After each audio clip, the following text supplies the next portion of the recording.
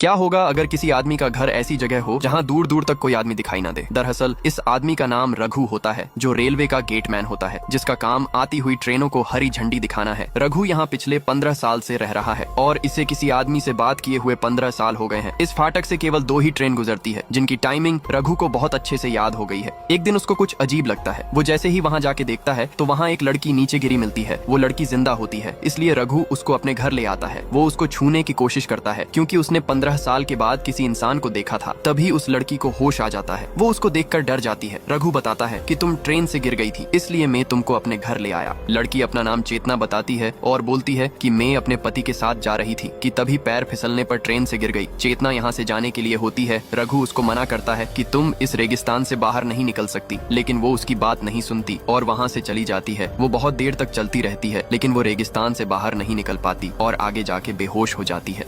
चेतना को जैसे ही होश आता है, रघु उसको बताता है कि तुम यहाँ से कहीं नहीं जा सकती। यहाँ चारों ओर सिर्फ रेगिस्तान है। मैं रेलवे का गेटमैन हूँ जो यहाँ 15 साल से रह रहा हूँ। अब रात हो जाती है। रघु उसके लिए खाना बना के लाता है और चेतना के सोने का इंतजाम भी कर देता है और खुद जमीन पर सोता है। अब सुबह हो जाती है। रघु बताता है कि रेलवे वालों का दिन में एक बार कॉल आता है, लेकिन हम कॉल नहीं कर सकते। लेकिन जब कॉल आएगा तो मैं तुम्हारे बारे में रेलवे वालों को बता दूंगा। और तभी कॉल आ जाती है। लेकिन जैसे ही रघु बताने वाला होता है, चेतना कॉल को काट देती है। रघु को कुछ समझ में नहीं आता कि चेतना ने ऐसा क्यों किया। यहाँ चेतना बताती है कि मैं ट्रेन से गिरी नहीं थी, बल्कि जान के कूदी थी। वो अपने बारे में बताती है कि मैं एक डॉक्टर हुआ करती थी। झिंचो नाम का एक लड़का मेरा पेशेंट हुआ करता था। उसका इलाज करते करते मुझे उससे प्यार हो गया था। हम दोनों साथ रहने लगे थे, लेकिन कुछ दिन बाद वो साइको जैसी हरकत करने लगा था। मुझको मारने भी लगा था। उसके डर की वजह से ही मैं उस दिन ट्रेन से कूद गई थी। इसलिए रघु को चेतना से हमदर्दी होने लगती है। चेतना यहाँ नहाने के लिए जाती है। रघु उसको देखने की कोशिश करता है, क्योंकि वो 15 साल से किसी लड़की के करीब नहीं गया था। एक दिन चेतना घर की सफाई करती है और उसको एक कार्ड मिलता है, जो कि असली रघु का होता है, जिसको इस आदमी ने मार दिया होता है।